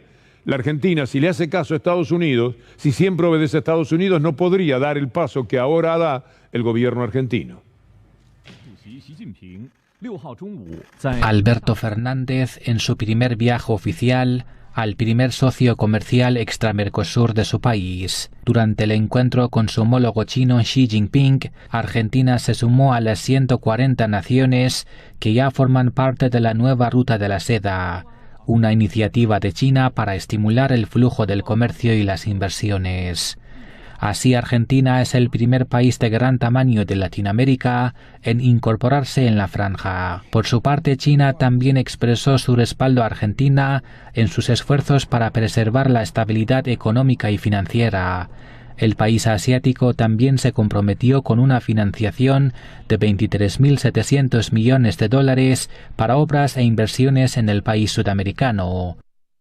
Buscamos informaciones internacionales para comentar la gira, porque si nos vamos a Clarín, un realineamiento a China y Rusia cruzado por Estados Unidos y el cristinismo duro. No pueden hacer nada sin hablar de Cristina. Pero este viaje de Fernández también sentó las bases de su realineamiento a Rusia y China en los momentos que más necesita de los Estados Unidos, cuando más necesita de los Estados Unidos. Sí, nos vendría bien un golpe de Estado, por ejemplo, Clarín, ustedes que conocen de eso. Nos vendría muy bien que le dieran dinero a los neoliberales para ver si ganan las elecciones y entonces después que se pague ahora. Nos vendría fantástico. Le debemos tanto a Estados Unidos, no paramos de deberle cosas, ¿verdad, Clarín? ¡Qué bandidos que son! Porque todo el mundo sabe de sus complicidades. Es la oficina más importante, junto a la Embajada de los Estados Unidos, de los intereses norteamericanos, el diario Clarín. Pero se animan, en nuestra cara nos dicen todas estas cosas. Algo más de Clarín. Ahora es un realineamiento y una cosa. Cuando lo hacía Macri, bueno, si lo hace Macri es porque tiene permiso. Así lo celebraban a su manera. China es uno de los mayores inversores de la Argentina. Ahí no importaban los derechos humanos en China y todo eso que sacan a flote cada vez que quieren ir en contra de algo. Bueno, además otros presidentes van a Rusia ahora. Y parece que se puso de moda, se queja la nación. Vean este título de los que quieren quitarle la herencia a Esmeralda Mitre. El Kremlin, nuevo destino estrella para líderes europeos. Hace una semana fue el primer ministro húngaro, mañana llegará Emmanuel Macron y en unos días el canciller alemán va a reunirse con Putin en Moscú. Entonces no debe estar tan mal, ¿verdad? ¿Verdad que no? Si van todos ellos, porque estaba mal que fuera Alberto Fernández. ¿Y por qué estará mal que, como piensa Macron, como piensan los alemanes, no es bueno estar alineado con uno solo? Sería interesante, dentro de lo posible, hacer negocios con todos. Pero la Argentina no, la Argentina tiene que vivir de rodillas y ser el patio trasero de Estados Unidos, porque eso le encanta a Mañeto y a quienes le sirven a esa vocación cipaya que, entre otras cosas, caracteriza determinados medios de comunicación. Mire, cosas que se dicen de la Argentina y que no son verdad. Hay una nota que hoy escribió Rubén Manasés Achjian, que es un catedrático muy importante, un hombre del CONICET también, y escribió algo respecto a 3 datos fundamentales de cómo la Argentina no está afuera del mundo como se pretende. Mire cuáles son los datos. Economía y modelo. 78.000 millones el valor total de las exportaciones en 2021, tal mal no está, ¿no? 15.000 millones de ganancia, plin caja. Eso ganó la Argentina en el 2021. 140% interanual creció la inversión extranjera directa en el 2021.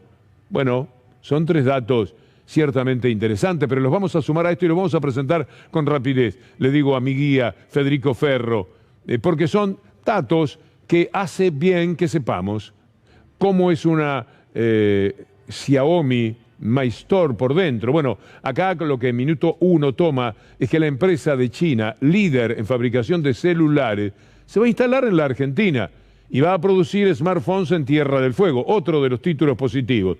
Aerolíneas Argentinas superó el 1.000.000 de pasajeros en 2022. Qué bueno privatizarla, ¿no, Caballo? Para que el dinero, el servicio, la vocación nacionalista la tengan los de afuera y se lleven todo como ya se lo llevaron. Por el impulso de la temporada turística, las ventas minoristas subieron 17% en enero. No está mal, ¿eh? No está mal. Fue un mes activo para los comercios ubicados en las ciudades turísticas, que ayer nomás tenían que bajar cortinas. Una data del secretario de la pequeña y mediana empresa, Meredith. El año pasado, 7.600 pymes exportaron por 10.800 millones de dólares. Eso está muy bien, ¿no?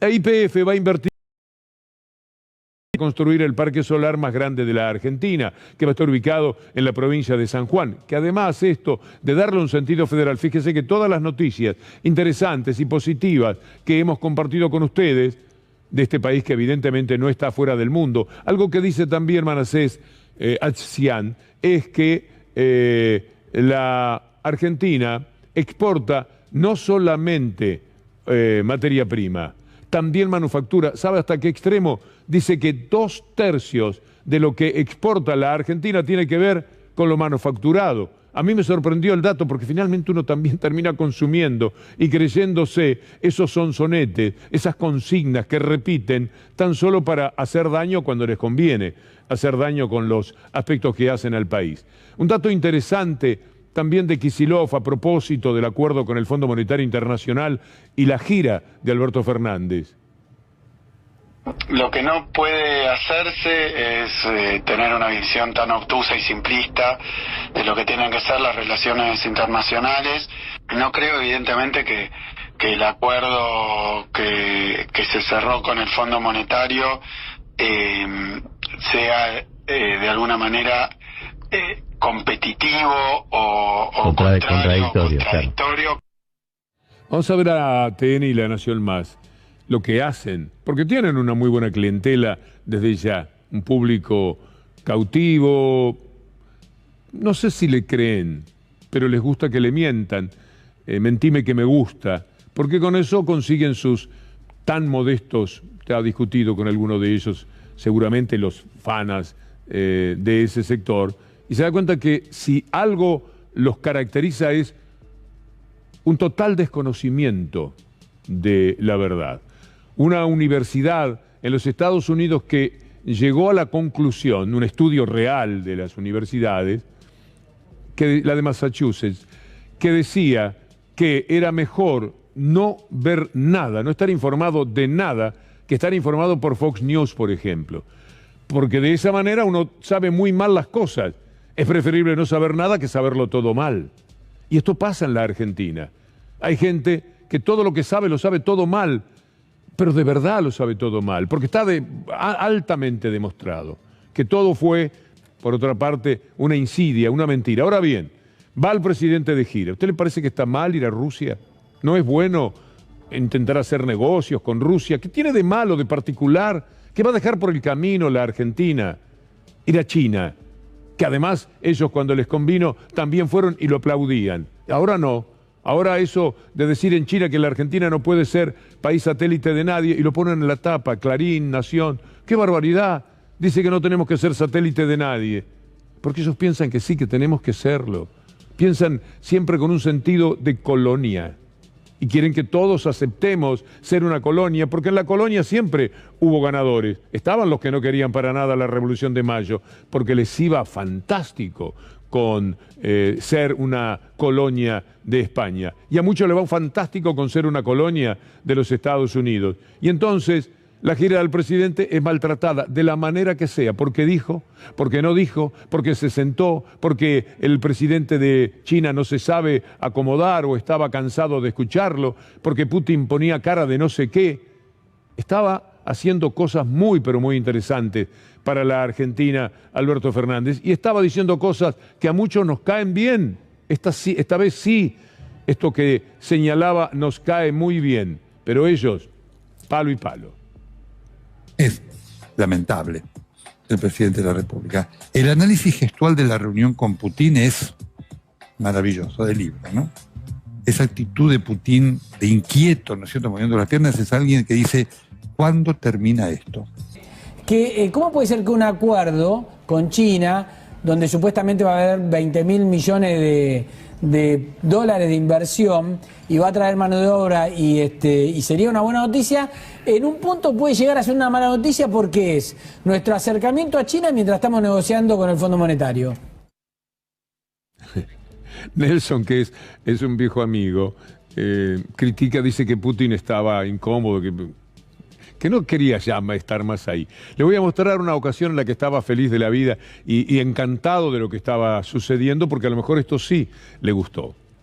Espero venir este año 3 veces a Rusia, porque voy a venir con mi hija Antonia, que tiene 6 años, que quiere venir al Mundial, habla todos los días del Mundial de Rusia, a los primeros 2 partidos de Argentina, pero después la tercera vez espero que sea para la final, que esperemos que llegara a esta final y bueno, y que esta vez tengamos más suerte que la que tuvimos en Brasil, pero igual lo importante es competir bien y bueno, Dios y Messi dirán si podemos ganar o no el Mundial.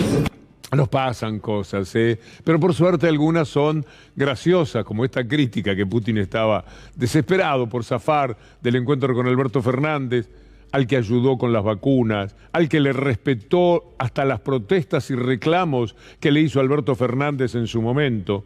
Bancó fenómeno la relación con la Argentina, fue el proveedor de millones de vacunas que fueron el primer alivio que tuvo el país, ahora lo recibe en medio de muchísimos problemas como los que tiene Rusia, que podría terminar en una guerra con los Estados Unidos. No obstante, ahí estaba atendiéndolo, pero no.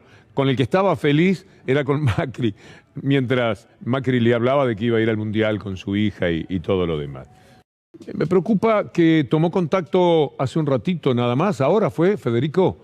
Le pregunto a Federico Ferro, hace 10 minutos la esposa de Jorge Rashid, cuyo hijo Leandro estuvo conversando con nosotros hace un rato. Gabriela Dueñas es la esposa de Jorge Rashid y ha dicho que se descompensó Rashid en función de lo que ha sucedido. Y no dejan pasar una camioneta, dictame por un instante, Federico, una camioneta por razones humanitarias, que dejen pasar la camioneta, seguramente para aliviar con rapidez la situación. Bueno, reclamamos a las autoridades en Río Negro que hagan algo, por favor. Ya no les estamos pidiendo soberanía, hoy por lo menos lo dejamos de lado, por un momento, de ese lago que se quedó el magnate Joe Lewis. Mire usted lo que es ese paraíso. Qué bueno debe ser poder decir, ya me gusta poner el dedo en el mapa, decir, me voy a quedar con este lago, que figura en el mapa de un país, pero ahora figura en el mapa del campo de quien compró 13.000 hectáreas allí. Rodeó el lago con sus 13.000 hectáreas y se quedó con el lago. Y uno no puede pasar al lago porque es como pasar por el patio de la casa de un señor que dice, por acá no, vaya por el otro lado, por acá no puede pasar. Pero yo quiero ir al lago es mío, el lago es argentino. Yo venía cuando era chico al lago y tengo el mapa con el lago argentino y yo quisiera conocer al lago argentino porque me hablaron maravillas, mis abuelos, mis padres. No se puede, no lo va a poder ver, esto es mío. Esto es una propiedad privada ahora. Ya no le pertenece, esto está en mis campos y se terminó la historia. Así le ponen punto final. Por supuesto que con mecanismo de defensa extraordinario. No debe ser poca cosa ser Joe Lewis y decirle a Macri, abogá por favor, ponete las pilas y decirle a la gente lo que me está pasando acá, que se me quieren meter con el lago y hasta uno intentó darse un baño en el lago. A ver qué podés hacer. No entiendo por qué esta sistemática búsqueda de agredirlo a alguien que eligió la Argentina para vivir unos años, que no nos pide nada. Los poderosos son así. Uno recuerda siempre cuando Mañeto lo mandó a Macri a robarle a Vila, el hombre de América Televisión, un negocio de 500 millones de dólares. Entonces Macri fue, lo extorsionó, lo amenazó, lo prepoteó, le hizo de todo, le amenazó su familia. Parece que esto no puede ser real lo que le estoy diciendo. Bueno, lo ha contado el propio Vila sin que nadie osara desmentirlo y hay una causa al respecto. Porque le quería, el más poderoso, mandaba al Che Pibe con su cargo de presidente a que hiciera lo que le convenía a él. Bueno, ahora de Che Pibe en una conferencia de prensa la abrió hablando de Lewis para defender el territorio de un hombre, bueno, eso sí, es verdad, saca la ventaja cuando quiere, va y pasa las vacaciones allí. Hablemos desde un lugar de emoción del lago escondido. Por ejemplo, pongamos la voz de Grandinetti en la película El Camino de Santiago de Tristán Bauer. Esta composición del gobierno nacional, la cercanía del presidente con empresarios como Benetton o Joe Lewis, instala una nueva política respecto de los derechos de los pueblos originarios. Conozco de años a Joe Lewis y soy amigo de él. No tengo vínculos comerciales. En la Patagonia, el multimillonario construye su impresionante mansión e impide el acceso público al lago escondido, creando así su propio paraíso privado.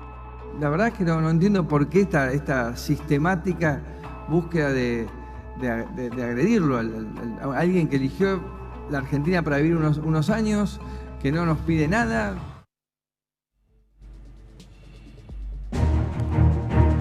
Si por lo menos tuviéramos un poco de justicia, pero algo huele mal y no es en Dinamarca. Es en el palacio donde se maneja la justicia en el país, la Corte Suprema de Justicia. Hoy habló Lorenzetti. Antes de escuchar a Lorenzetti en este recorrido, usted va a ver las cosas que Clarín, el grupo Clarín en su totalidad, los 300 canales, la Radio Mitre, las otras radios, TN, Canal 13, dijeron de Lorenzetti. Un ladrón, un sinvergüenza, un mafioso, que robaba no a cualquiera, sino a la gente del PAMI. Se quedaba absolutamente con todo. Lo denunciaron 3 o 4 días de corrido para que Lorenzetti nunca más fuera una molestia, si es que alguna vez lo había sido. Y Lorenzetti, por supuesto, desde entonces es un pobre rehén, un hombre convertido en la nada misma. Quizás es el destino que se merece. Pero esto dijo Clarín de Lorenzetti. Y la verdad, yo le pido disculpas a Lorenzetti, a veces uno tiene ganas de quebrar una lanza por alguien. No, ¿cómo van a decir que es un ladrón, un mafioso que se quedaba con lo del PAMI? ¿Qué se cree Clarín? Caramba, en este caso que se arreglen entre ellos. El mentiroso habla del mentiroso. Pero ¿dónde habló Lorenzetti hoy? El hombre que va a decir que la Corte Suprema resiste cualquier presión y que va a decir que el lawfare no existe. ¿Dónde habló Lorenzetti? Sino en Mitre. Parece mentira, ¿no? Escúchelo. Para usted, doctor Lorenzetti, ¿el lawfare existe o no aquí en la Argentina? Porque Cristina insiste con eso. Yo respeto una opinión, pero para mí no. Yo no tengo ninguna ninguna duda al respecto. Para mí no, yo no tengo ninguna duda al respecto. Ahora el hombre que no se deja presionar de ninguna manera. Quiero dejar bien en claro para todos los que nos escuchan que la Corte no va a ceder a ninguna presión, como nunca hemos cedido. Que la Corte no va a ceder a ninguna presión, como nunca hemos cedido. Es decir, las marchas expresan lo que cada uno quiere expresar y eso, desde ese punto de vista están ejerciendo un derecho de manifestarse, pero nunca ha tenido una influencia en las decisiones de la Corte Suprema, nunca ha tenido una influencia en las decisiones de la Corte Suprema. Qué personaje, ¿no? Mitre lo definía muy bien. Hoy te vamos a contar desde cuándo existen los nexos de Lorenzetti con el peronismo, que uno piensa que son nuevos. No, no son nuevos, refieren a los 90. A los 90. Aunque parezca increíble, los vínculos de Lorenzetti con el PJ empezaron a los 90, cuando Lorenzetti vivía en Rafaela, que es su ciudad natal, y se metió en el negocio de las prestadoras del PAMI, que manejaba Carlos Alderete. En ese ámbito estaba Lorenzetti laburando en las prestadoras. Te vamos a contar por primera vez cómo maneja Lorenzetti otra cosa que tiene que ver ya con hoy. ¿Cómo maneja el presidente de la Corte el presupuesto del Poder Judicial, que para este año alcanza los 6.462 millones de pesos? La estructura que armó para controlar esos millones está armando de uno de sus mejores amigos, que es el contador Héctor Marchi. Bueno, y ese mismo día, en esos días, era diciembre del 2013, negocios con el PAMI, usan siempre otra acusación, además del colega que estaba diciendo lo que uno podría imaginar que puede ser cierto de Lorenzetti, porque nunca luchó además contra eso, ni las denuncias de Carrió. Cuentan que hace 20 años que lo conocían a Lorenzetti y hace años que lucra con el negocio de la salud. Lo hace por medio de su hijo. Lo está contando Clarín. Mire si esto no es presión, si esto no es una forma de llevarse por delante, porque esta era una advertencia. Después se terminó la noticia. Ese día de diciembre del 2013, Lorenzetti fue, hocicó lo que era necesario, pidió las disculpas del caso y le dijeron, ojo, ¿sabés cómo viene la mano? Y entonces es nada más que un pobre rehén en la Corte Suprema de Justicia. Y como tal, hoy va a expresarse con mentiras, dice no existe el lawfare. Fíjese qué grado de falsedad que un hombre puede acarrear y que, bueno, lo que se entendió muy bien sobre que no resisten ningún tipo de presión. Vamos a ver que de todas maneras son útiles. Miren lo que quiere Juntos por el Cambio de la Corte Suprema. Reforma del Consejo de la Magistratura, Juntos por el Cambio se alineó con la postura de la Corte Suprema, es decir, quedarse con el Consejo de la Magistratura, que fue de ellos en el que cometieron todo tipo de delitos y prevaricatos, desastres totales. Bueno, los prevaricatos los cometen los jueces. El Consejo acompañaba y sostenía ese bochorno del comportamiento de años, echando jueces, asustando jueces, obligando a que se jubilaran siempre y cuando no les sirvieran, y protegiendo a otros, a los que la Corte Suprema protege, como Bruglia, Bertucci y toda esa runfla que uno no puede creer que se hayan hecho cargo ya directamente del país sin que nadie los eligiera, salvo la Corte Suprema. Pero pasan otras cosas también. Anoche Juana Morín presentó un trabajo formidable, como siempre, en el que estaba hablando de Bullrich. Bullrich dijo lo que usted va a escuchar a continuación, tratando de meter otra vez a Aníbal Fernández en algo que es una mentira, algo espantoso, como si no les hubiera alcanzado el cuento de la efedrina. Lo menciona Patricia Bullrich y se olvida del desastre que hizo con aquella historia que le debería dar vergüenza, pero no, y ahora vuelve por el lado del fentanilo.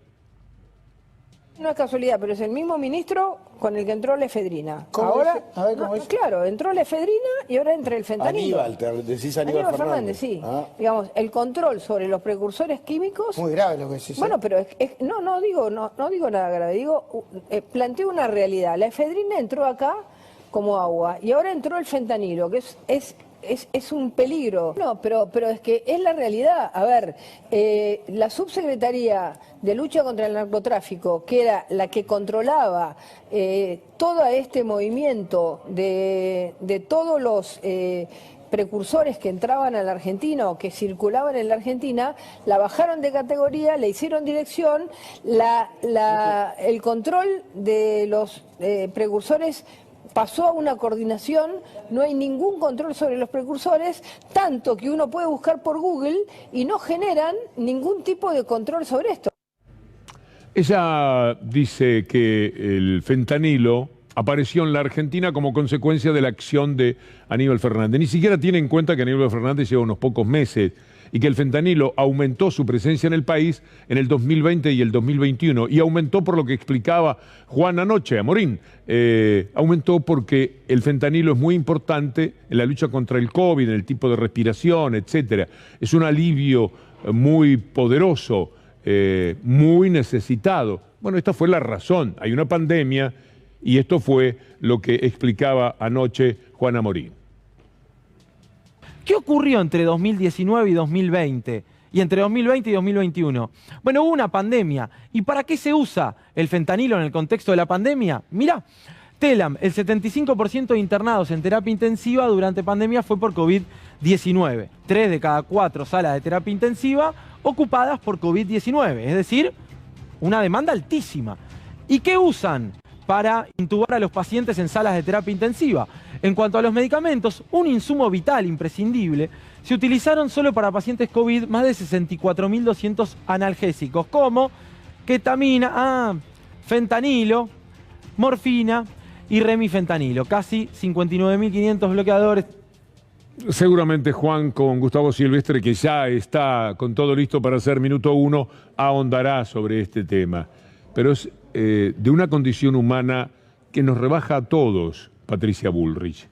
Es decir, uno dice, esto ya no es político, esto atañe profundamente y dolorosamente a lo humano, porque no se puede ser tan cruel. Haber mentido sobre una persona, que esa mentira quedara comprobado, porque ahora no me dan los tiempos, pero tendríamos que mostrar a ustedes finalmente quién era la morsa.